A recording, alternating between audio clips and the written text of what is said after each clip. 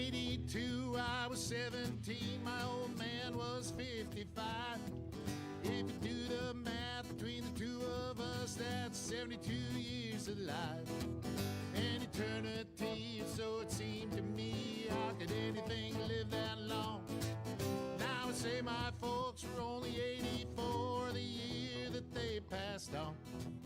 For a little while it seems you got time to choose your dreams. Pretty soon you look around and you see 100 years ain't what it used to be.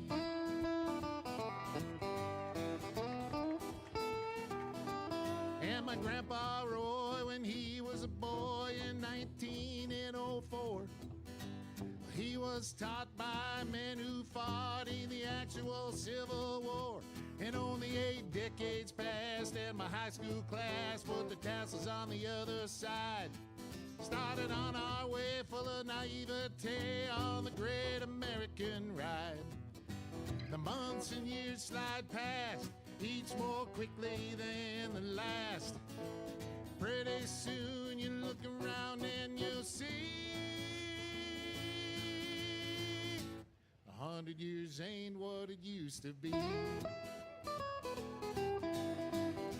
Oh, got it! Oh, yeah.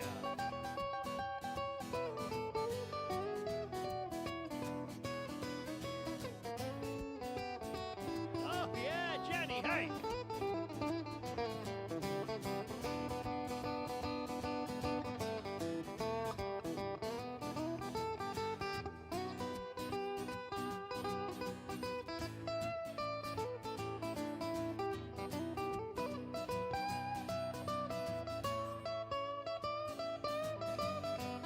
Oh, yeah! He did the guitar face. Ibuprofen's under buy again in my online shopping cart. Every week I learn of something else I should be doing for my heart. If I use the wrong pillow, I might have trouble getting out of bed. My hair grows in my ears and nose now more than on my head. As a kid, to me, ancient history was something like World War I. But I arrived close to that time than this year as I sing this song. And I'm starting to find I can wrap my mind around life is brief and dear. I can hardly believe my baby girl's turned 26 this year. Whoa. For a little while it seems you got time to choose your dreams.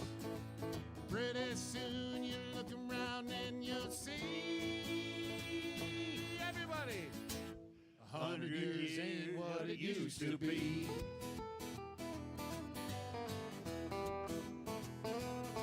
Before you know it, you're 63, making plans for Medicare A and B. You look around yourself and you see 100 years ain't what it used to be.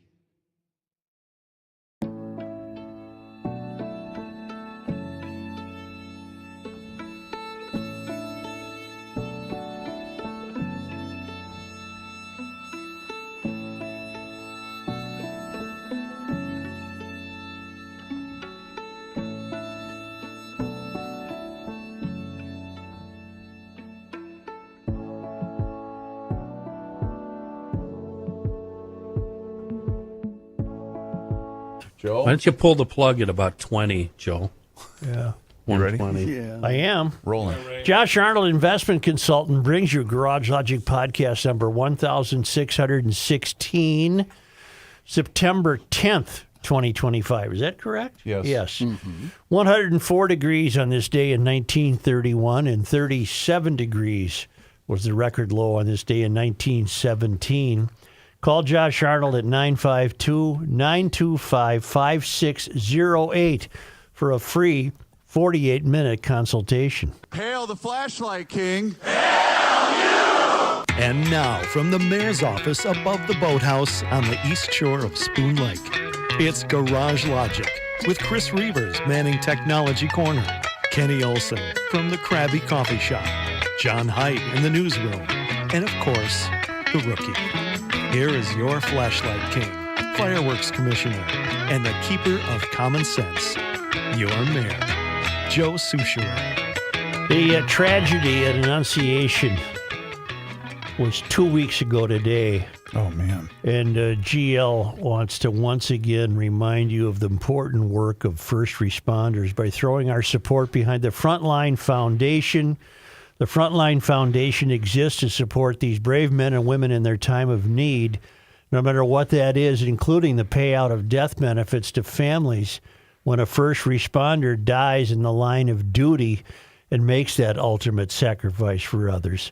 Let's make sure our first responders know that GLers have their backs, and here's how you can do that. Go to garagelogic.com/donate. That's garagelogic.com/donate. You can also find out more information at garagelogic.com. And if you want to know more about the Frontline Foundation, it's thefrontlinemn.org. Did you see, by the way, today on Alpha News, Liz Collin, and I don't remember if this was a recent interview or if this was a while back, but they reran a story because, is it Shannon Owen, the widow of Josh Owen, who was killed? I saw that. She had some things to say about this new effort to ban guns in the state of Minnesota. It's actually a pretty good read. I recommend it highly. Here it is. Okay, theme lately has been we're broken. I'll see. That culture is dying. By that we mean the unwritten civil contract between us all. There's a good example of that with this horrible incident on a light rail train in Charlotte, North Carolina, where a Ukrainian woman who apparently was here legally, is that important to know, I wonder? Irina Zarutska, 23, was killed by a fellow, and that story continues to gain traction in the news because he had an incredibly long criminal record. And he was out amongst us, there being maybe no place to put him. But there's a quote, I want to read a paragraph from one of the many stories that it wasn't covered initially.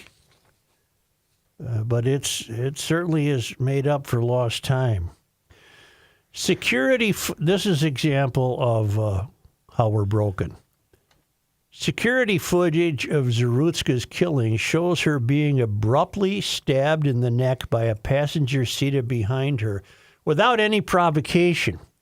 Seconds later, without receiving help or any visible concern from other train passengers, Zarutska collapsed to the train floor where she later was pronounced dead. I have seen the video of that, where the other passengers are filming her agony. They're not doing anything to help her. I don't get it. And if you want to be worried about something in this country, I wouldn't waste your time worrying about climate change, for example. I'd worry about that. And in that video, you hear this despicable human being say, I got her. I got that white B word. But what you do in that case is you try to stem the bleeding. So you would rip off your shirt or something and stuff the hole so she doesn't bleed to death, and then tell other people, call 911, do something. I saw people standing around and using their phones to film her as she bled out on the floor. Now, ironically, Jordy sent me a quote today regarding a dying culture. I don't know if he had Charlotte in mind at all, but it's from Robert Heinlein, who was a very noted science fiction writer. He died in 1988, but this quote is attributed to Robert Heinlein. A dying culture invariably exhibits personal rudeness, bad manners, lack of consideration for others, a loss of politeness, of gentle manners is more significant than is a riot. I would contend that you saw every bit of that in this example from this incident in Charlotte, North Carolina. Lack of consideration for others. Actually, what he said is lack of consideration for others in minor matters. And, of course, this was a major matter. But the inability of these passengers to do anything useful or to actually care began with them. I feel terribly comfortable saying it. Began with them also ignoring others in minor matters. So that when it came time to act on a major matter, they were not interested in it. So there you are. I don't know how else to approach that. That to me presents more danger to the human race than virtually anything else you can come up with. Can I offer a ray of hope along those lines? Sure. Whenever there's a nasty crash on the freeway, I see multiple Good Samaritans pulling over and running to assist the victims, the crash victims, pulling them out of burning cars. Yes. Yesterday it was kids on the bus. And I attribute this, a lot of them, they remind me of GLers and good old boys who can't go by somebody in the ditch knowing they have a tow strap in their truck and four-wheel drive and they can pull them out of there. And I think it's maybe something with us, with GLers, with we're concerned about fellow citizens, strangers. And I think it's a good quality among us. But I do see where you're going. I also see a lot of people, like if a lady is on the side of the road with a flat tire, nobody's pulling over to help her. But if her car was ablaze, we'd have 20 people pulling over. So there is hope. Yeah, but I think it's fading. I think you're right. And I think that quote is dead on. Yeah, and most of these alarms we're getting are from people who notice going back to George Washington. Most of these alarms we're getting were uttered long ago by wise people who apparently were reading the tea leaves. The lady on the train, I'm going to be honest, I can't bring myself to watch that. Don't. Were they maybe, had the guy been subdued? Or were they afraid? No, he was arrested off the site. He was, maybe that's another positive. Maybe other people held him. Yeah, were they afraid for their own lives? Maybe? You can't see, though, Kenny, after he commits the act, he gets out of the view of the overhead surveillance video. Yeah, so you don't see him exit the train at all. But I'd have a hard time not jumping down there and, like Joe said, trying to stop that blood. Well, wouldn't that be your natural reaction? It always is. I lose control of my reasonable thinking. A week ago Thursday, I shared this with Mike the other day, but I'll share it with you guys. A week ago Thursday, I took the boys to the Gopher football game. We parked here. We took the train down, no problems at all. We left at halftime. On our way back, I had them sit down. I stood behind them so I could see everything, right? Mm-hmm. A gentleman then got on at the next stop, stood right next to Leland, my 10-year-old. And I handed my 13-year-old the soda. I said, hold on to this. And I stared at him. He knew exactly what I was doing. Mm-hmm. You make a move towards my kid, your face is going to be on the floor. Did he move? Nope. But again, that's just how you have to. No, but I wonder why was there empty seats? Oh, yeah. Well, why did he stand there, I wonder? That's a great question. So my instincts were, you're not touching my kid. Well, of course those are your instincts. Right. But that's just a sad commentary on what you're talking about. Our social contract is destroyed. That I have to think about stuff like that. You want to have some fun? Oh, why not? Good segue. Can you make us feel better about things? Oh, wait, it's Ilhan Omar. Oh, come on here. Can you give me an Here's Ilhan your Omar latest update? Ilhan Omar report on Garage Logic. The woman is absolutely terrified to have anyone think she might have any money. It's just terrifying her. It's contrary to her public persona. She's supposed to be poor and oppressed and the victim of evil corporate capitalism. And the Free Beacon in Washington is sticking to its guns in their analysis of her wealth, which shot up more than 3,000% since 2020. And now she and her husband, Tim Manette, are said to be worth $30 million. Maybe she's a better investor than Mr. Money Talk. Now, do you have some audio of Ilhan Omar? I think we'll play that first, and then I'll tell you why the Free Beacon is hanging in their claims that she's worth $30 million. And this is from her Instagram account. She directly posted this. All right. Oh, you gotta be kidding me. Hang tight. Here we go. The other day, another lying headline about millions of dollars that apparently I have. So if you look at this document, you could see it says assets and unearned income. If you look at the asset for 1 million to 5 million, the income is 5 to 15,000. And if you look at the asset for 5 million to 25 million, it says none right there. Learn to read before you post misleading shit. Bye. Well, She doesn't know what an asset is. she doesn't know what an asset is. According to the Free Beacon, she issued this error-ridden denial of her newfound wealth, accusing the reporting of the Free Beacon of peddling fake news for citing her latest financial disclosure, which revealed that she and her husband saw their personal fortune explode to as much as $30 million. Omar took issue with the Free Beacon statement that her wealth is skyrocketing. By the way, I root for wealth. You're a fan. Yeah. I'm a fan. I don't care if she I'll was jump in. if she was worth $30 million legitimately, this wouldn't be a story, Right. and I'd be all for her. That's go make as much money as you can. Although it's always suspect when you do that as a congresswoman. Hello, Nancy Pelosi. True. But it's a story because she's a liar, allegedly. Mm-hmm. She took issue with the Free Beacon statement that her wealth has skyrocketed.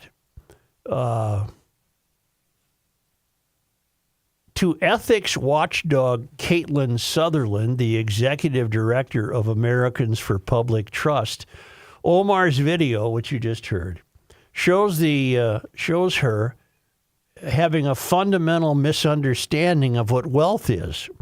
Net worth is more than cash in a bank account, Sutherland told the Free Beacon. Omar should know it's the value of assets that makes someone a millionaire. Omar denied being a multimillionaire while facing scrutiny over a report that found her fortune exploded to as much as $30 million, an increase of 3,500% over 2023. That's just 2 years. In a caption accompanying her Instagram video, Omar challenged right-wing media. How come the media is never called left-wing media when the need arises? It's always the right-wing media. Great question. She challenged the right-wing media to try reading and added that the $6 million to $30 million valuation she reported for her husband Tim Minette's business, a California winery, and a venture capital firm, represent the full cost assessment of the firms rather than Minette's individual share in them. But this too was incorrect. House Ethics Committee instructions require Omar to report only the value of her husband's ownership stake in the business, not the full value of the firms. Omar's rebuttal calls into question the validity of her 2024 disclosure statement, said Paul Kamenar, an attorney for the ethics watchdog National Legal and Policy Center. She must amend her report to comply with the House instructions to show only the value of her husband's ownership share. Otherwise, allegations of her wealth are correct, Kamenar told the Free Beacon. In other words, she wants to claim that her assets are only what her husband's making as a salary. No, her asset is the entire worth of the winery and his venture capital firm and all the rest of this BS. It's not the first time Omar has denied being a multimillionaire. Well, she's terrified of being known as a multimillionaire. She told Business Insider in February that it was ridiculous and categorically false to say she's worth more than a few $1,000s. But Omar and her husband were multimillionaires when she issued that statement, according to her own disclosure. By the end of 2024, the Democrat reported in her latest disclosure, she and Minette had accumulated a net worth that year ranging from $6 million to $30 million. derived almost entirely from the value of her husband's ownership stake in the winery, which would be different than the yearly emolument he was receiving. Her husband's ownership stake in the winery and venture capital firm that Omar valued at no more than $51,000. Well, she's incorrect. This is the sweetheart clue to the whole operation. Minette's venture capital firm, Rose Lake Capital, once boasted on its website expertise at structuring legislation on behalf of clients and partners. Do you think he had an insider there? Rose Lake Capital removed all references to legislation from its website sometime yesterday morning. Oh, I'm sure that was purely coincidental. Hey, Ilhan, hey. How you doing? Minette married Omar in 2020 as he worked on a consultant for her campaign. The arrangement saw $2.9 million from Omar's campaign. She didn't even need any money. These saps who vote her in are rooting for her because they all want to be the similar kind of thief. Right. The arrangement, which saw $2.9 million from Omar's allegedly, saw $2.9 million from Omar's campaign flow into the coffers of Minette's company, E Street Group, drew intense scrutiny, and after Omar won re-election in 2020, Minette exited the political consulting industry to branch out into the digital marketing, winery, and venture capital industries. We don't know what happened to the $2.9 million. It must have. One of Minette's firms, a creative agency called E Street Company, failed to pay its taxes in 2021. Fair share of taxes in 2021. The Free Beacon reported. The IRS filed a tax lien against the company in January 2023, seeking nearly $206,000 in unpaid income, Social Security, and Medicare taxes the firm accumulated in 2021.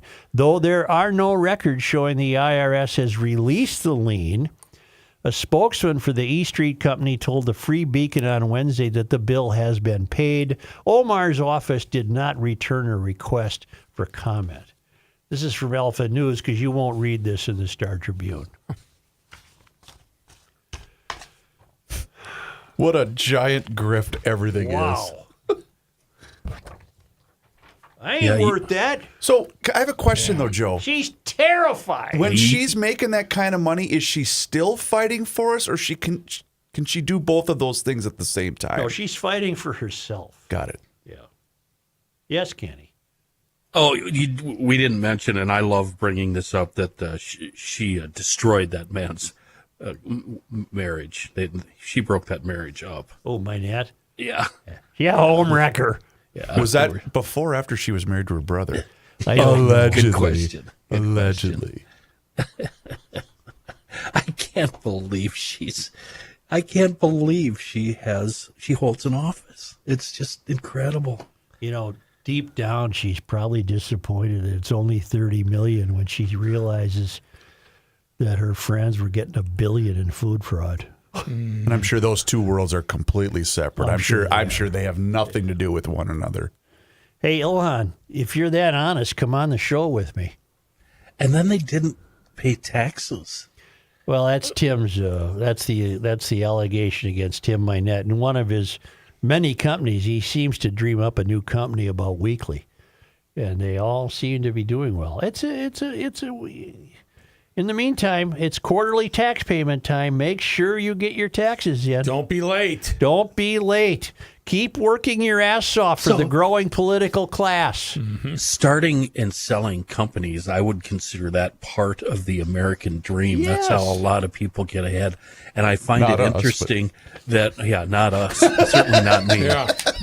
But I find it interesting that she is so against capitalism and the American way of life when she is profiting from it mightily. Oh, it's just, do you think any of this would happen in Somalia? Come on. No. You are profiting from the American dream and you hate the American dream. What a liar. It's I'm proud to have her in Minnesota.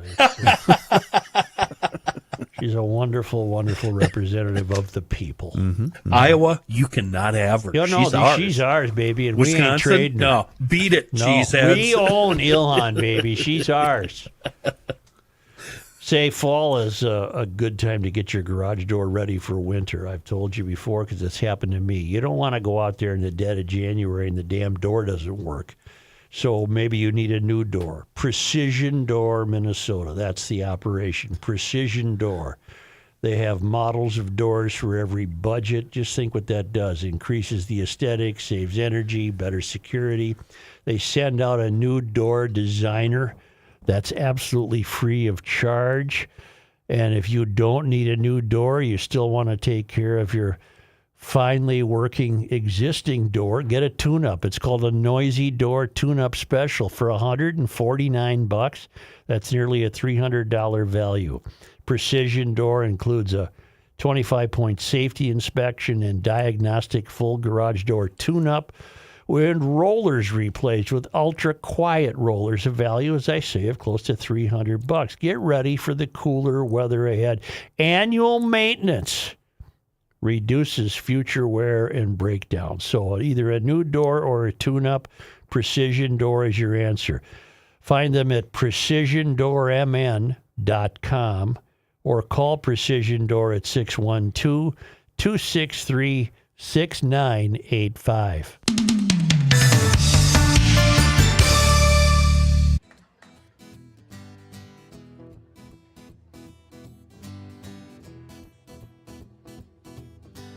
'82, I was 17, my old man was 55. If you do the math between the two of us, that's 72 years of life. An eternity, so it seemed to me. How could anything live that long? Now I say my folks were only 84 the year that they passed on. For a little while it seems you got time to choose your dreams. Pretty soon you look around and you see 100 years ain't what it used to be.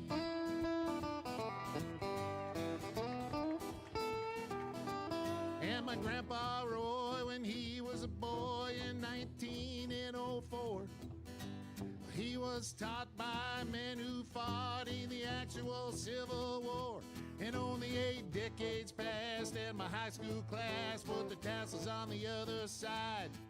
Started on our way full of naivete on the great American ride. The months and years slide past, each more quickly than the last.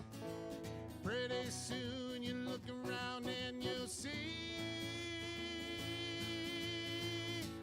100 years ain't what it used to be. Oh, Johnny! Oh, yeah.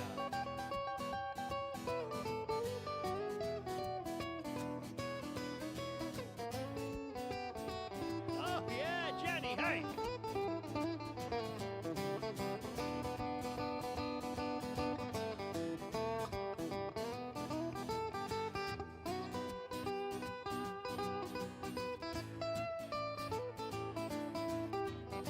Hurry, let's go. Oh, yeah. Oh, yeah.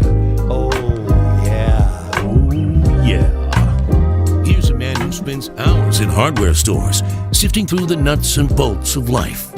Joe Souchere. This is the perfect romantic music to talk about my favorite friend, Seafoam.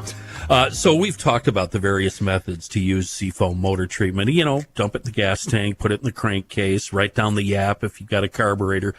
There's also a wonderful way to clean both gas and diesel fuel injectors. Now, I'm not even going to try to explain it. Instead, I want to send you to a couple of really fun, cool websites. If you're a cylinder guy or gal, you like the way things operate, go, first of all, seafoamworks.com. That's the official website. It's full of all sorts of fantastic information about the various uses of all the Seafoam products, including the motor treatment. The other one, Seafoam has a YouTube page, fantastic injector videos on that page, YouTube/Seafoam official. and you'll see a wide variety of Seafoam fixes. Seafoam motor treatment, it really is a miracle cure for a wide variety of pesky issues that can plague our cylinders. But there's another secret, and Seafoam backs this up. It's called routine maintenance. Oil changes before they're due. Just because the car says you can run it till 6,000, maybe change it at 3,000. You're doing your engine a favor. Change the plugs. Put in new air filters. That whole maintenance deal. Meanwhile, the engine treatment, though, mechanic in a can, a GLer's friend, and it's available everywhere. Everywhere fine automotive chemicals are sold, and more. A solid local company with a global reach, and truly a wonderful product in a world of bad gas. Seafoam. Let's now turn to the other Omar. Speaking Omar of fraud. Fateh, who imagines himself mayor of Minneapolis. And if that were to happen, it would just be a matter of time before there would be no Vikings, no Twins, no Timberwolves, no businesses, no safety, on and on and on. It would be the ruination of the city. But Minneapolis, you deserve what you get because you've already elected a very unstable city council. It develops a Carol Evan report, good for them, and I'm reading it from the American Experiment. Omar Fateh, DFLer, has had a great deal to do with the Housing Stabilization Service authorization modifications. This is the Housing Stabilization Services, as we're learning, is a source, again, another great source under Cockwomble's leadership of rampant fraud. Housing Stabilization Services is a Medicaid program under the state's Department of Human Services. Housing Stabilization Services is so fraud-ridden. How fraud-ridden is it? That even the soft-on-fraud administration of Governor Cockwomble is trying to shut it down completely. What's the date on this? I think it was yesterday, wasn't it? Yeah, September it's a Bill 9th. Gahn piece from yesterday. Yep. The goal of Fateh's Senate File 2741 was apparently to make it easier for vendors to enroll in the extremely lucrative taxpayer-funded program. The bill received a hearing committee in the DFL-controlled state Senate, but does not, gratefully, hopefully, thankfully, appear to advance any further. It turns out that Fateh's wife, Kaltoum Mohamed, was listed as an owner of one of these Housing Stabilization Services company. It turns out that the company, Community Development Services, never did get any money from the HSS program before the state moved to shut down the program. Boy, I bet there's some angry discussion at the dinner table. Huh? Outrage. Yeah. Fist pounding. Carol Levin quoted quotes a local college professor, David Schultz, on the ethics of it all. When asked about the distinction that Community Development Services, that's Omar Fateh's wife, had not billed for services, Schultz said that it doesn't affect the ethical issue of conflict of interest.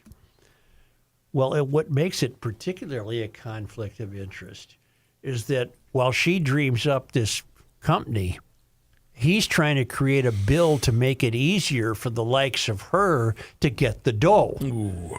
There's the conflict of interest. I don't think it has any impact whatsoever. It doesn't really mean this is Schultz. It doesn't really mean anything whether or not they receive money. It doesn't address the issue of a conflict of interest from the day he introduced the legislation. That's the conflict of interest. Obviously, that's the conflict of interest. In other words, just because the attempt ultimately failed does not convert the unethical into the ethical. Okay. Of course it doesn't. As Omar Fateh scandals go, this one won't even rate in the top 5. But as in the earlier scandals involving his deep relationship with Feeding Our Future, adult daycare, voter fraud, etc., the common link is how Fateh never bothers to explain his actions on those rare occasions when asked. Case in point, Senator Fateh declined Carol Evans' interview request and has not answered questions. But if you elect him mayor, he'll give all you the free stuff you want. Yeah. Senator Fateh provided a statement to KARE 11. Constituents come to me with this bill, which would have empowered counties to actually meet people where they are with direct, one-on-one person support and real oversight. Huh? No, Omar, you're full of S. That means more people housed and county staff empowered to catch the fraudsters and bad actors earlier, which the DHS is proven unable to do. Fateh's ex-post, whatever that means, newly discovered concern for fraud prevention is touching. As for DHS, Fateh himself bragged at the 2-minute, 48-second mark of a video we've played for you numerous times. He bragged at the 2-minute, 48-second mark of his lobbying the agency, Health and Human Services, hard on behalf of the state's biggest ever fraudsters feeding our future. In fact, I think there was a celebration when Fateh was able to convince the Department of Education to resume. A judge did not tell the Department of Education to resume payments.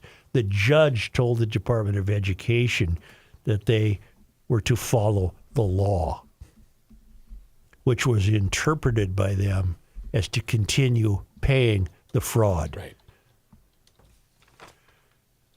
Omar Fateh is a disaster. He does not deserve public office.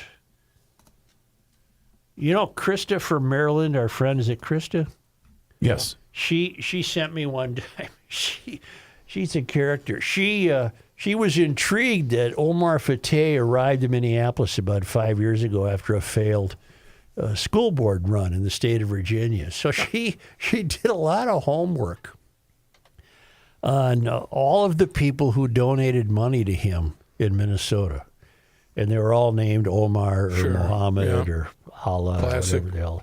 And to this day, we don't know why this guy's here, why he arrived. The presumption would be that, Word got out. well, I thought the we did presumption would know. be that he has some sort of cousins here or something. Yeah, pickings were ripe. Yeah. And plus he was getting the word that, get your ass out here, man. These people, these Swedes are so stupid. They're open for business. Money to give. It's like pickpockets going to wherever the Super Bowl is. Pickpockets and prostitutes. Honest to God, these people stand around, stare at their shoes. You could take money right. You walk right in front of them with cash in your pocket. They wheelbarrow. don't even see it. My name is Omar Fateh. I'm the state senator for District 62, Hello, which is in Omar. South Minneapolis. I want to thank first all of you Sure. for sticking together, Yep. for working together, for fighting. I What want are to we thank fighting? our organizers, Mahad, Ikram, other folks that helped lead this fight. And I want to thank also Amy and her team, Feeding Our Future, for making this first court victory a reality. Here So it first, is. I want to say thank you to all of you. That's Amy Bach, Praising right? the continuation of the fraud. This was a fight that has been going on for a long time. I've been hearing Stop about it. this for The fight is the fight to get the payments to continue to fund the fraud. This was a fight that has been going on for a long time. I've been hearing about this for several months now. And when our office first got involved, it got involved because of all of you getting together. I remember Ikram calling us to an event here in South Minneapolis, organized by her and Amy. And at that time, we saw a couple hundred of you coming out, right? Speaking out about the stop payments, the money that was being stopped. Stop. He's actually celebrating the idea that I've succeeded in helping get the fraud payments resumed. Immediately when I got there, I was extremely proud of all of you and surprised. And I had Dawson immediately take a picture of what was going on, and we emailed it out to the governor's office saying, this is a whole lot of folks that are being affected right now. Jesus and literally Christ! within minutes, it was a Friday afternoon that happened. Yeah. Within I think minutes, you they mean emailed us Allah. back saying, let's meet Monday morning. So that was because of the power of all of you that happened. And in that meeting, So stop it a second.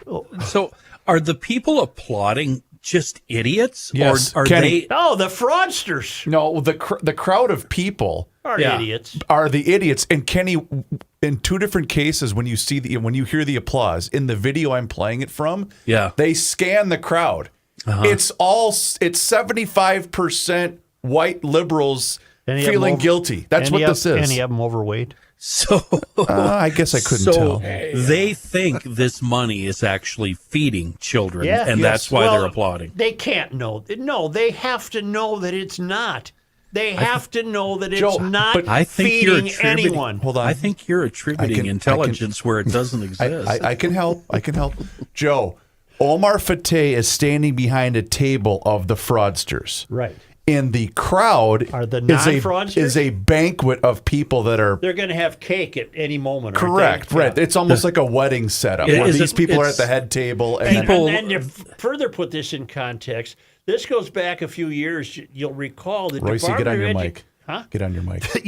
We go back a few years and you'll recall the Minnesota Department of Education halted the payments on suspicion of fraud. Yeah. It was then that they got sued by the fraudsters. Yeah. And then the judge ruled your stopping the payments is not exactly following the law. He did not order them to resume it. I guess you could, if you were reading between the lines, he was telling them to figure it out. They didn't figure anything out. They just started writing the checks again. Right. And Great. wasn't it? Who was the? Was it Walls that called out the judge, saying it was his fault? A lot of people call out the judge. don't It was not remember. the judge's fault. Right. But these people in the audience, these are the people that don't believe in deodorant or razors, right? They don't, Pretty much. right? They smell funky. John Guthman was the judge. The guff. I've talked to him about this case. He said, I did not order the Department of Education to resume payments. That's how it's been portrayed by the left. Right. The left is excusing this by going around. I've heard it expressed to me by lefties many times. The judge told them to resume the payment. No, he did not. He interpreted the law. The Department of Education took it from there. Are you done with that audio? Well, I didn't know how much more you wanted to hear. No, it's worth people to hear this. He's your next mayor. So in that meeting, we were asking what was going on, and we asked very directly, was there any evidence of fraud? Was there any concerns or suspicions? And they told us that there was zero evidence. Nothing was there. So to us, that was immoral, what was going on. It was immoral. And I to see this stop most those recent payments. victory coming from not just our office, but our other electeds, from Ilhan's office and Ali that's here, from the Feeding Our Future staff, from all of you coming together, because it's not just the East African fight, just like our brother just said right now. It was affecting our black community, our Latino community, our minority kids, our working families, all of us. I can't stand to listen to this. You know what, fraud. Jacob Fry? He had to know that not one kid was getting a meal. Of course he did. Jacob Fry needs to. This video clip is about 3 minutes and 45 seconds. Jacob Fry needs to turn that into a campaign video and just play the entire thing. He won't. He does not have a He's got set of tiny- testicles. No, they're very tiny. He just doesn't have a set of testicles. They're like, yeah.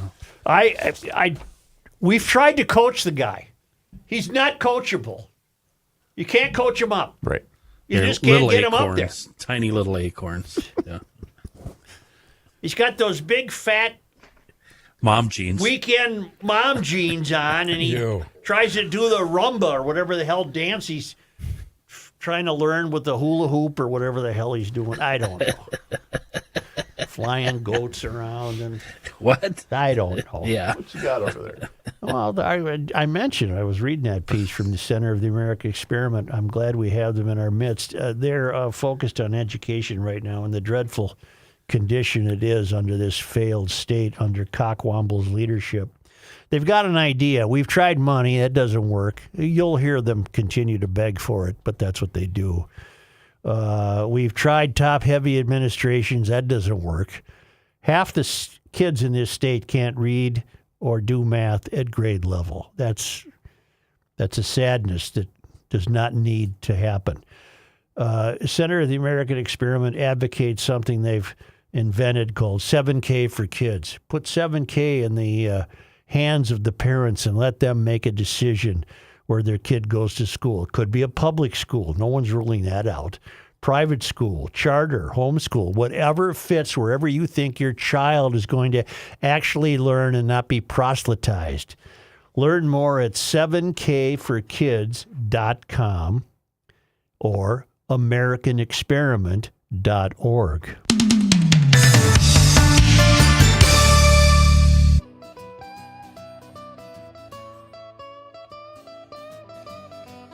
Oh, yeah. Did the guitar face. Ibuprofen's under buy again in my online shopping cart. Every week I learn something else I should be doing for my heart. If I use the wrong pillow, I might have trouble getting out of bed. My hair grows in my ears and nose now more than on my head. As a kid, to me, ancient history was something like World War I. But I arrived close to that time and this year as I sing this song. And I'm starting to find I can wrap my mind around life is brief and dear. I can hardly believe my baby girl's turned 26 this year. Oh, a little while it seems. Reality with a bite. The Joe Shoe Show. Easy for me to say.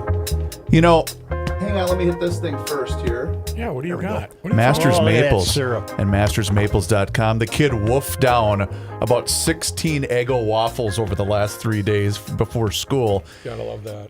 We're almost out of Masters Maple, so I got to make a run. And he said, "Don't buy the other stuff, Dad." I said, "You got it, buddy." But I've got some breaking news about Masters Maples and mastersmaples.com. Are you ready? Yes.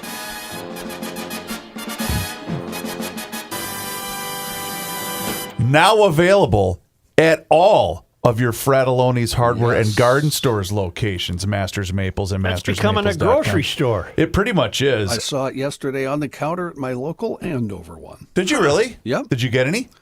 No, because Thanks for supporting. I was there to buy weird nuts. So. Oh, okay. Well, thank you, John. I appreciate that. How many nuts do you go through? Well, this is a syrup commercial. That's true. Here's the thing. Here's what's available at Fratelloni's. You can get the traditional pure maple syrup.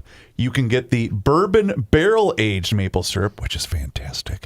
You can also get the maple sugar. That's pure maple sugar, by the way. And also the sweet and savory seasonings and rubs, all available at Fratelloni's. And you can also order your bottle of Masters Maples online, still at mastersmaples.com. Or, You like think I if mentioned, I strained somehow, maybe through a silk stocking, the bourbon syrup, I could get just the bourbon? Jeez, you jonesing, huh? you better go to classes. You need a class right away. Anyway, so yeah, go to Fratelloni's or order them online at mastersmaples.com. Sorry about that, Ben. We appreciate you anyway. Masters Maples, taste. Ben knows the what I'm difference. talking about. Of course he does. I like that you call him Mr. Syrup, by the way. Syrup. Here's John Haidt in the newsroom. Oh, yeah, here he is. Hi, thanks.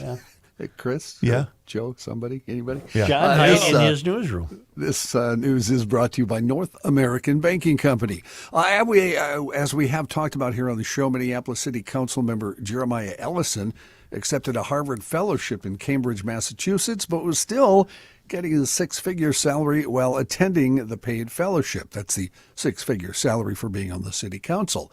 Well, at a city council meeting of the whole yesterday, Council President Elliot Payne suggested Ellison keep his seats on two key committees while he continues the fellowship because Ellison is still doing his city job while away, according This to Payne. Elliot Payne is an unimpressive guy. Jeez Louise. But it's a key position. I know. It's key. City Council member Latricia Vitaw opposed that idea. She wants to fill those 2 committee seats to make sure Northside residents are represented fairly. Vitaw said we need a Northsider to explain what just happened in these committees they just sat through, the folks who are watching from home that have multiple questions, and despite what Council member Cashman believes, she's not that person. She's not a Northsider. This was great, John. Katie Cashman says, I want to be on the committee. I want to do it. I want to do it. And Latricia said, you ain't a Northsider. Have you a don't seat, live up cracker. there. Yeah. Ellison has missed 12 committee and or full city council meetings over What's the wrong past with that? month. In a month. You know what? I think I could learn from him. Well, you've been trying. The full city council is expected to take up the matter this Thursday, and Ellison expected to attend. That reminds me, don't forget, guys, I won't be here tomorrow. And moving right along. I did forget. I knew you did. Planning Joe. some car trouble or throwing axes? Minneapolis residents have the chance to weigh in today on a proposed tax levy for next year. 12 people will show up, if that. Current proposals could result in hundreds of dollars more in taxes for a lot of residents, even if the home value is dropped. Wow. An analysis of city tax data revealed that while more homeowners are paying more in property taxes over the past 5 years, commercial properties dropping in value paid less over the same time. And City Assessor Rebecca Malmquist says when we have a shrinking commercial tax base and a relatively flat or increasing residential base, there will be a shift to residential property owners. Minneapolis Mayor Jacob Fry has proposed a 7.8% property tax increase for 2026, a hike he says is necessary to maintain core city services. Like what? They don't. Listen, if you tried to invent leadership worse than this, you couldn't. I remember when they proposed this a month or two ago, and we talked about it. So just to dumb it down, maybe just for my case, we're losing businesses. Right. Mm-hmm. That means we're not getting their tax income. Well, they're worth less than they were. So we're going to make the residents suffer. Right. And even though their dump might have gone down in value, right, they're going to pay more. And what is it that doesn't? Wow. What is it that they don't do? What is it that's not occurring to them? That their increased services by 8% is not. No. Okay. What is not occurring to them? It's How not about occurring to me. reduce spending? Oh, right. Okay. Of course. It's not complicated. You speak too much common sense. I know. I'm sorry. I just cancel your direct TV, Minneapolis. But Save how yourself some soon money. is the buck going to be become larger for the state of Minnesota? Meaning, okay, at some point you can't keep increasing. It already has, because the state created a situation where an $18 billion that wasn't there 3 years ago is now added to the budget that you have to come up with the funds for. You could not invent worse leadership than this state has. So we got that going. Which is good. This, And just think, any day now it'll be snowing. Wow, what'd you throw that in for? Yeah, what the hell? In case you'd like to attend that meeting, it will happen at 5 o'clock this afternoon at the Public Service Center. I think Joe's prediction is right. There'll be probably a dozen people I think there. that's pretty high. And all of them will be happy to pay for a better Minneapolis. All are welcome here. God, are you people stupid? You're either stupid or you're on the take. There can't be any other explanation for this failed leadership. But you're talking about the voters? Yeah. Or they're so damn busy shoveling S that they don't have time. Maybe. Some systems are starting to go back to normal in St. Paul, 7 weeks after that major cyber attack crippled the city's computer network. Right on it. City announced yesterday it can once again accept online payments for garbage and water bills. Thank God. Some online services are still unavailable, and the city is also warning residents of fraudulent invoices claiming to be from St. Paul officials. Other than that, we got her all taken care of. Yeah. Few glitches left. We'll get them. It was 2 months ago. St. Paul previously announced an accelerated launch of a new platform for online permits, licenses, inspections, and complaints known as Pauli. That system is set to launch publicly September 17th. A review of what data was compromised remains ongoing. Which will get fixed faster, the hack computers or the hole in the street in front of Moe's restaurant? Is it still in full force? Have we made any? There's one lane. You can get around it. They've made some. You can go. Yeah, you can go. You kind of squeeze by. North and south, around it. Yeah, you can go around it. Hundreds of universities. The only street in the city that's actually busy. Right. The only place where there's functioning main arterial businesses. street. Your city's hilarious. Oh, it's fun. It's fun. Hundreds of University of Minnesota workers picketed at campuses across the state today. More than 1,400 U service workers are on strike after the Teamsters Local 320 voted down the U's final offer in contract negotiations. This is the first strike since the union's creation at the U in the 1970s.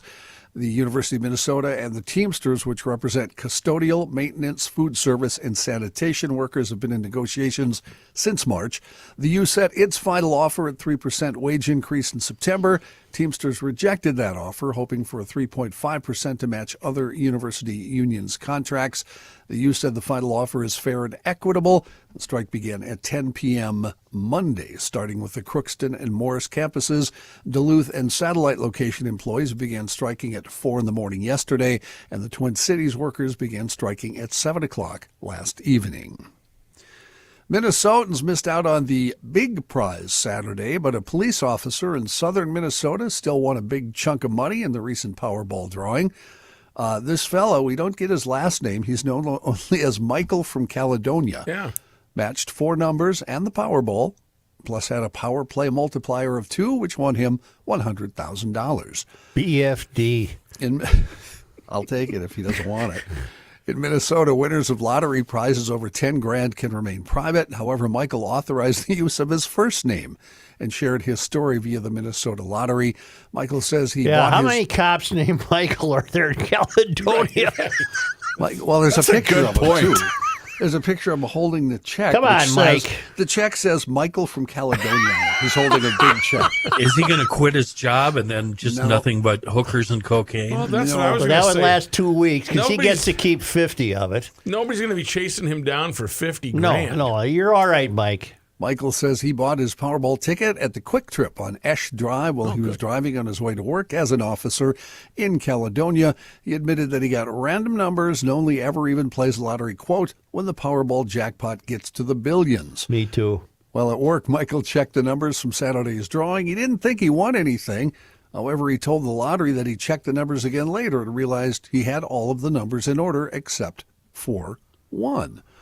He double-checked with his dad and his girlfriend to make sure he was right. He said pretty soon all of his fellow police officers started checking their own tickets, hoping there were more winners. At the press conference, did she have a T-shirt, Mike from Caledonia's girlfriend? So, did somebody win the big prize? Yeah, it was a Powerball person from Missouri, and there were two people. Texas. So that means they split the total. Correct. With his winnings, Kenny, you asked what he's going to do. He plans to buy a new car so he can, in his words, stop fixing up his current ride. Cool. He also wants to go on a nice vacation to see and enjoy the ocean for the first time and put some money in savings. He did admit, though, I'm going to have some real nice golf clubs for next year. Well, Mike, you just spend it all right there. You can't have any more wishes. Overdrawn. You're not even going to make that wish list. $50,000 wouldn't buy me a new truck. No. I'll let you know, based upon my winnings in yesterday's bet with you of the Vikings game. $1. I did take that $1 and I combined it with another $1 to buy a Powerball ticket. Wonderful. So I guess you will be probably He's in for half. in line for half. Yeah. If you were involved in the drawing, make sure you check your tickets because at least 8 $50,000 Powerball tickets sold in Minnesota, plus $1 million winner in Inver Grove Heights. Well, what numbers do you have to have? I bought a ticket. I think I threw it away already. Yeah, way to go. Way to check. Well, you always take it to check. Take it where? To a gas station. To a computer. Just go to Google. And almost every store has a thing. You just they scan it. It takes 2 seconds. I did not know that. Here's why you don't do that. Because if Kenny's working that counter and I scan a ticket and it's a Sorry, I'll throw it away for I got you. it. But Go ahead. but most stores have the one you do. Like I go to my local county market, it's sitting right there, and you do it yourself. Yeah, you scan it yourself. God's No, sake. I would say scanner's not working. Give me your ticket, please.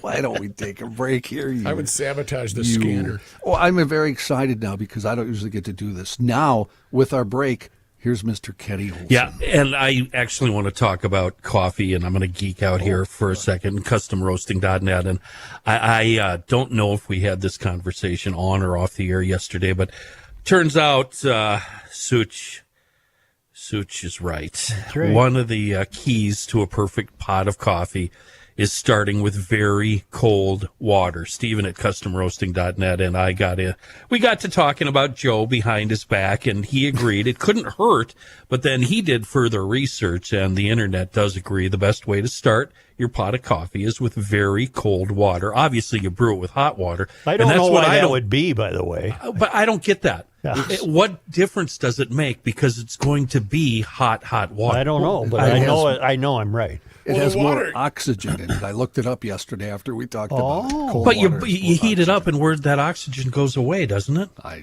Anyway, look like a scientist. But regardless of where you are, the water utility loves the fact that you let the cold water run for 10 minutes. I have a faucet where that's not, I don't have to worry about that. It's cold. Got it. Moral of the story is Joe is never wrong. That's right. Take that to the bank. If it ain't raining at my house. The other thing I wanted to discuss is the roaster that Stephen uses at Custom Roasting. It's a convection style roaster, and that's more efficient than the old flame roasters. Convection roasting relies on injected circulating hot air to roast the beans.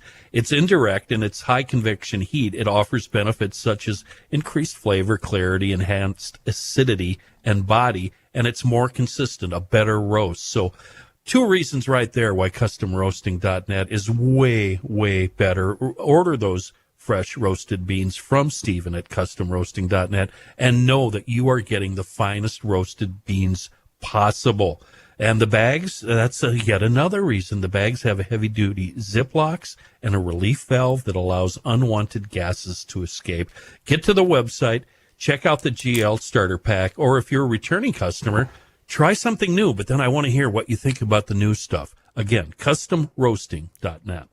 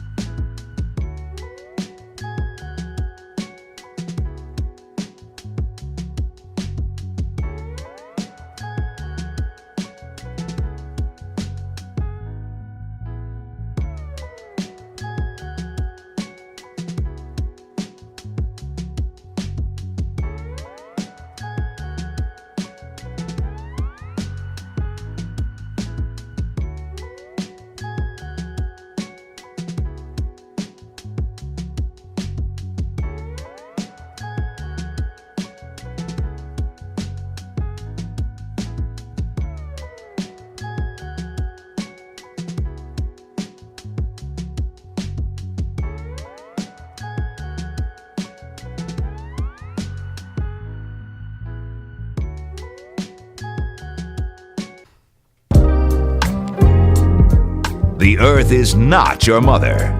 The Joe Souchere Show. I want to talk once again about my new friends at About Awaken 180 weight loss program. I'm not quite a week into it yet, but one of the things that I've really noticed is energy level is up.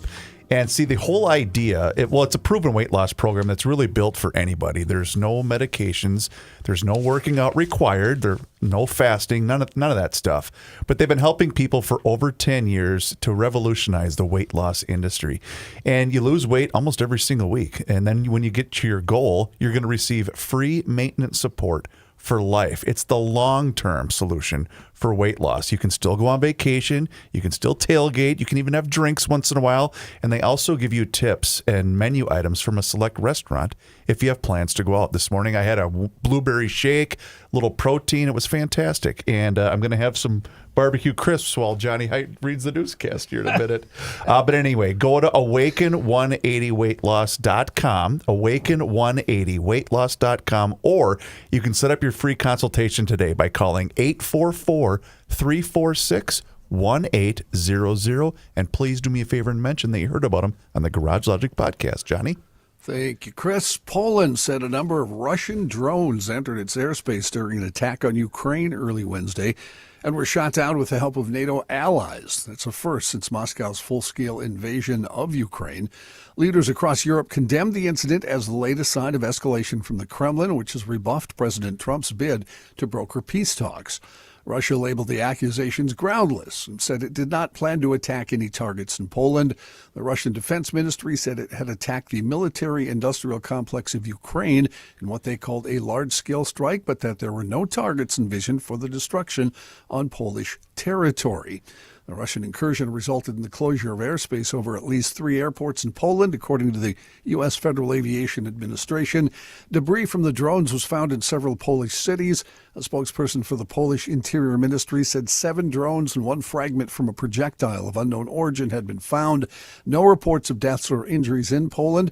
President Trump, writing on his social media platform this morning, said, "What's with Russia violating Poland's airspace with drones? Here we go." Was it like a Seinfeld-esque? What's the deal with What's that? the deal?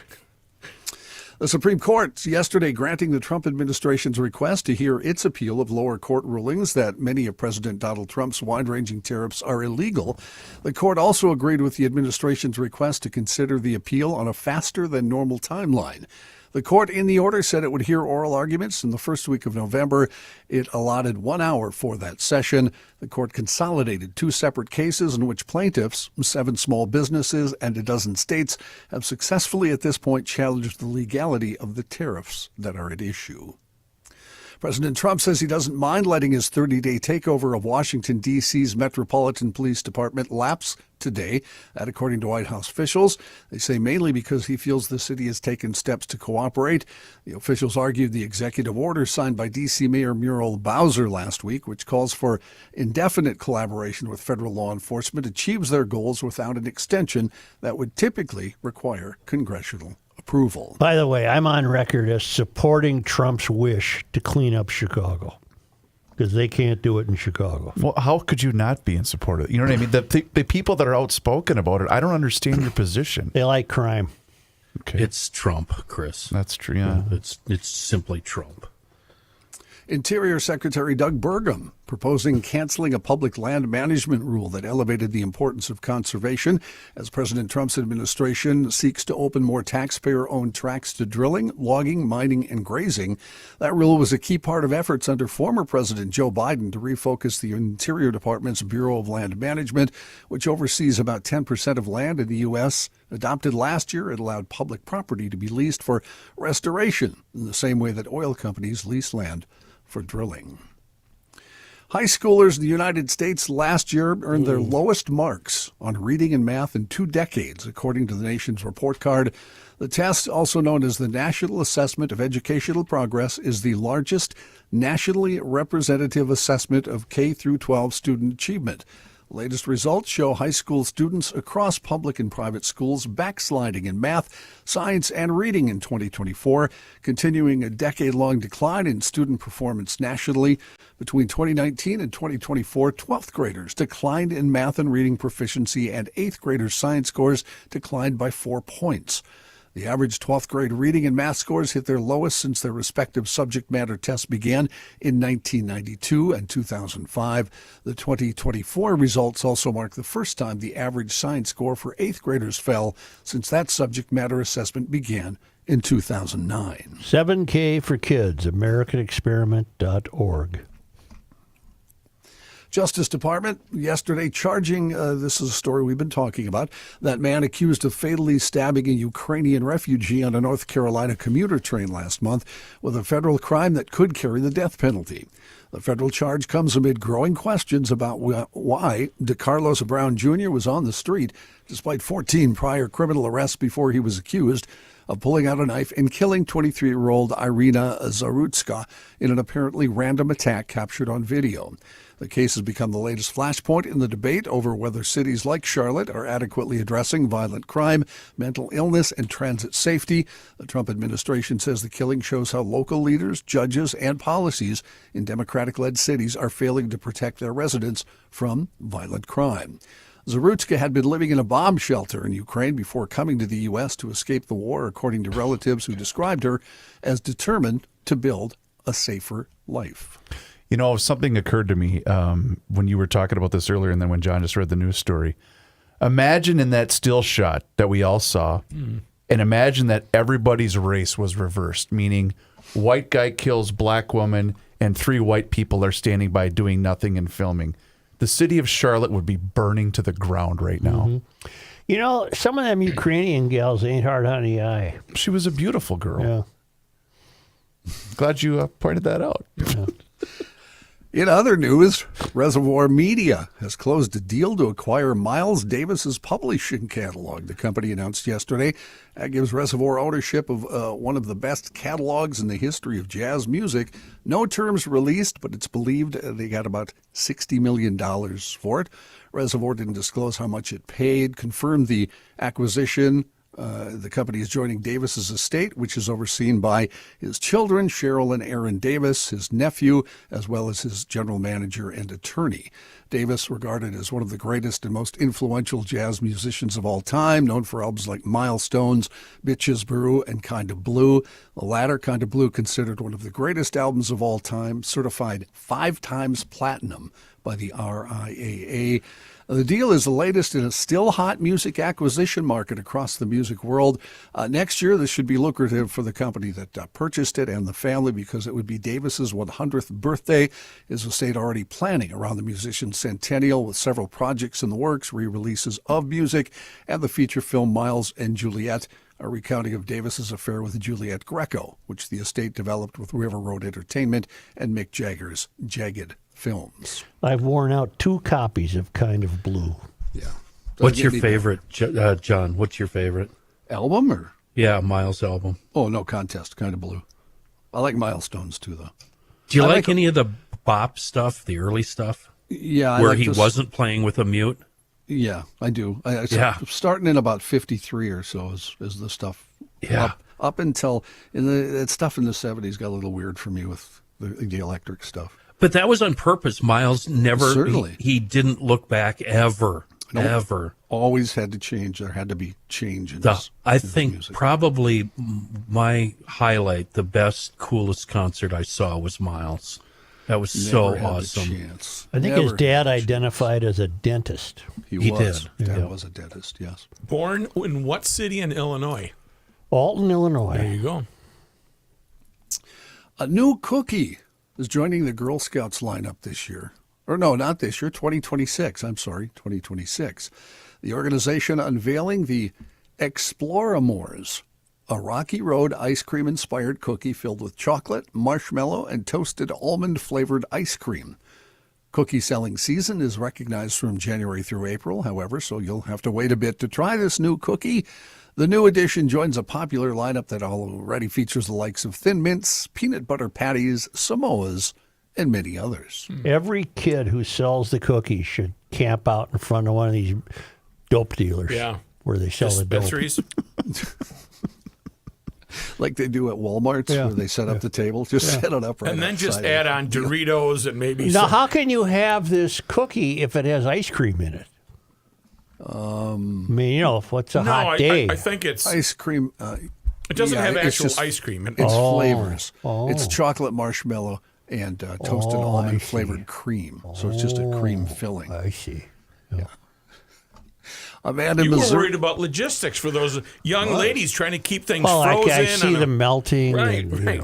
If these dumb Girl Scouts, if they don't want to be chased away from my door, they should call customroasting.net and sell coffee, because Stephen offers that to groups that are raising money. Really? I would be more interested in writing a check to the Girl Scouts for $100 for coffee than I would their dumb thin Are you mints. still hauling around these candy bars? The big candy bars? His kids we're are in done the with that. 20s. We're done with that. His kids. That was me. Wait. How many do you want to buy? No, I don't have. Yes, we are. Yeah, yes, that- we are. Bring some in tomorrow. Just go down the machine and start sticking dollars. They were good. That was Oh, me yeah. last year because Will was You selling still them. doing was that that? you? Well, Gabe's 20. I know. A little something on the Chris, side. get those town ball teams hooked up with custom roasting. Start selling coffee. Oh, that's a Can we brilliant continue idea. the news without promoting everything under the sun Are you here? supposed to do it when he's ending? I don't. A man in Missouri charged Sunday with first-degree murder for his roommate's death. Why did he kill his roommate? Yeah. I don't Snoring. I know this, so I won't spoil it. Okay, they all went to watch a college football game at a small gathering, and the 54-year-old became agitated with his roommate because the roommate didn't bring household items and drugs to the event. Household You items. bastard.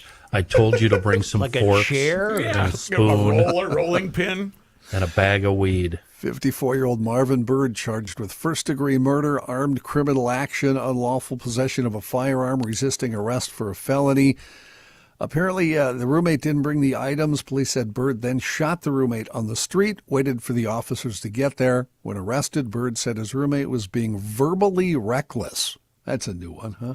Verbally reckless. Did he think that was going to be his escape clause that they wouldn't He'll charge get him? off. He won't do much time. Officers said Bird told them the shooting was the result of a long built-up frustration against his roommate. Bird was taken into custody at the scene. He's being held without bond at the St. Louis City Justice Center. The victim was identified as 58-year-old Dwayne Thomas. Joe, did you ever have a roommate other than your Yeah, wife? they were the ones that watched his car get stolen and didn't do anything about Yeah, it. I've had many. You have. I love that story. Yeah. Hey, isn't that Such's car? Did you fight over who ate your oatmeal and Yeah. who Say, used up your zigzag papers? One more item, a bit of breaking news as we wrap up the uh-oh. newscast, and we'll probably discuss this thoroughly on Monday Night Sports Talk on a Wednesday. Mm-hmm. Minnesota Wild star Kirill Kaprizov Oh, no. has just rejected the most lucrative contract in NHL history. I can tell you why. Anakana, you want to know why? I don't. He couldn't get through on West 7th Street. That's No, why. I don't think he sees a cup here. Oh. That's You hard. don't think it's money? You think he wants to go somewhere I else? think he wants to hoist a cup. I don't. Okay, that's that's dreadful breaking, news. dreadful news. What was the contract? Do we About know? $130 million. Thanks to Jordy, by the way, for For how alerting many me to years? A this. year? 130 in totality. For 4 years? I don't know. Probably 7. I'm not. I'm behind the paywall on Russo's deal. I'm not paying for it. I hope you take advantage of this wonderful turn in the forecast. Get to EcoFun Motorsports in either Forest Lake or Burnsville and leave there with an electric bike, a new motorcycle, a motorized scooter, youth recreational equipment, side-by-sides, 4x4s, and yes, even Yamaha water equipment. EcoFun Motorsports is the most fun outdoor recreational store I've ever been in. It's the electric bike capital of the world. The scooter selection is incredible. The motorcycle brands are only the finest. Moto Guzzi, Aprilia. The scooters include Vespas. Come on, what do you want here? The electric bikes are Bentellis and other brands. They're fantastic. Great selection. Helmets and apparel and a great service department. You're going to enjoy your visit to EcoFun Motorsports in Forest Lake / Columbus. It's immediately west of Interstate 35 on Highway 97. A couple of roundabouts, bing, bang, boom, there you are. New store. and then down in Burnsville on the Service Road of Life near County Road 42. And if you don't believe me, check out EcoFunMotorsports.com.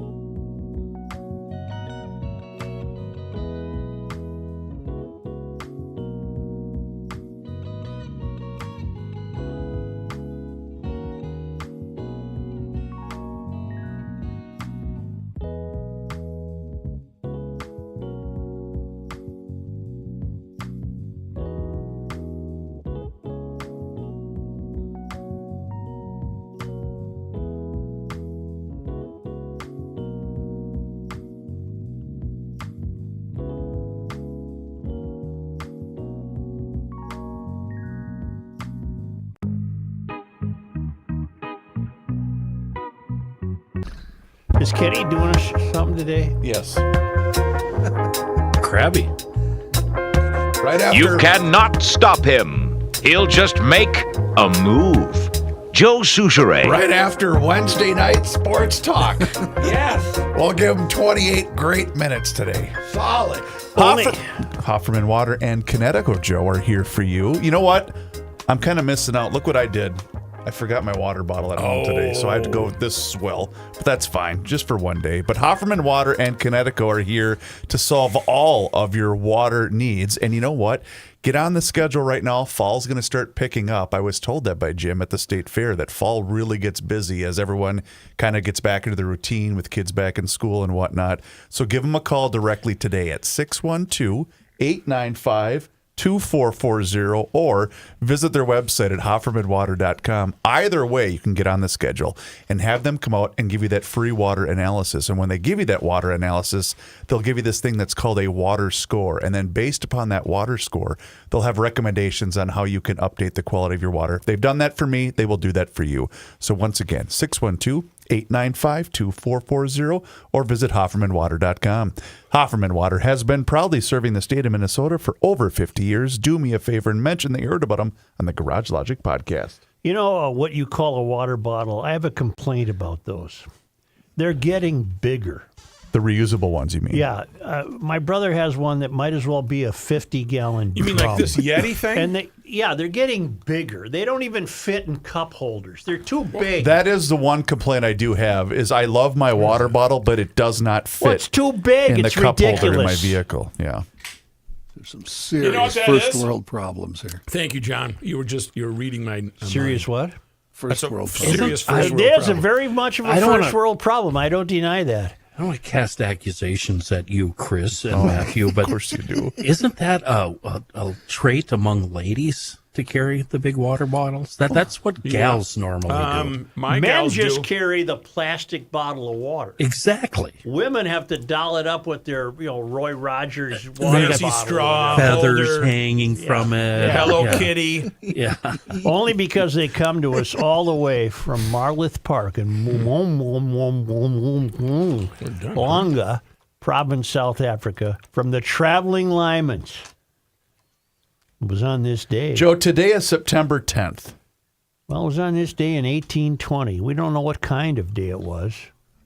Might have been chilly. Wednesday. It was Might a have been- dark, stormy night. Colonel Hosea Snelling laid the cornerstone to Fort St. Anthony, which would later bear his name as Fort Snelling.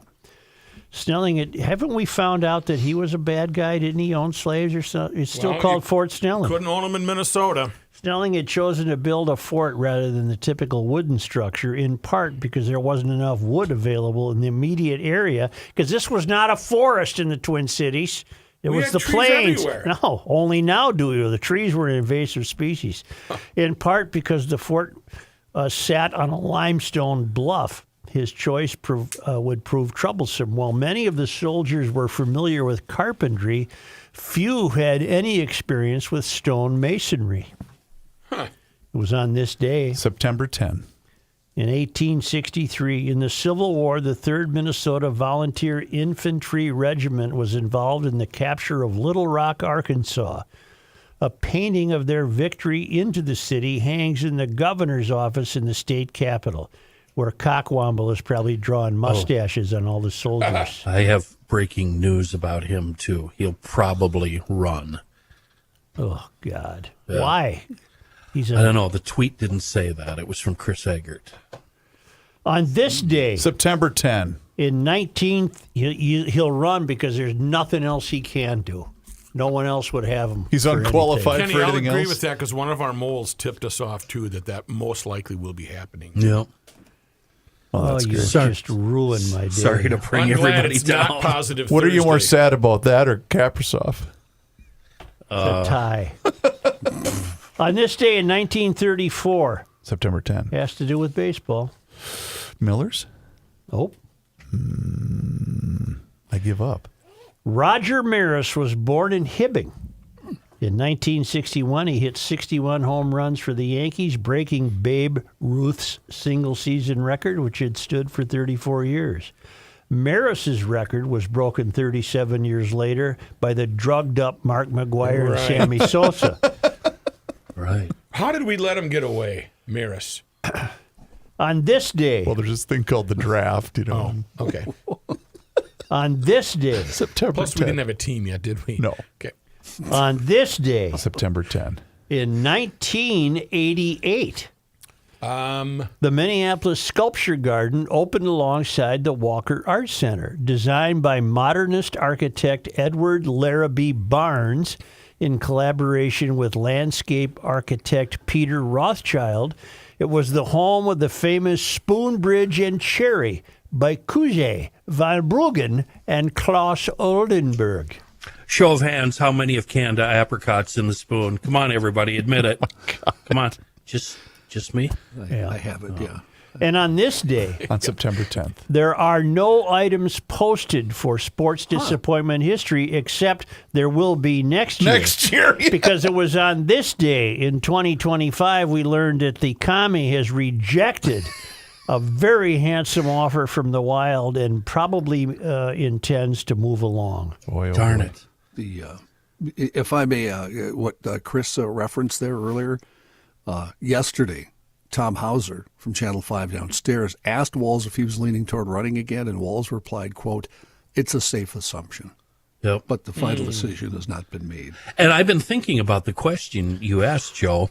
I think, for me, it's more heartbreaking that the commie is leaving, because I'm already used to this fraud and we're all assuming criminal. he's going to get reelected anyway. Yeah.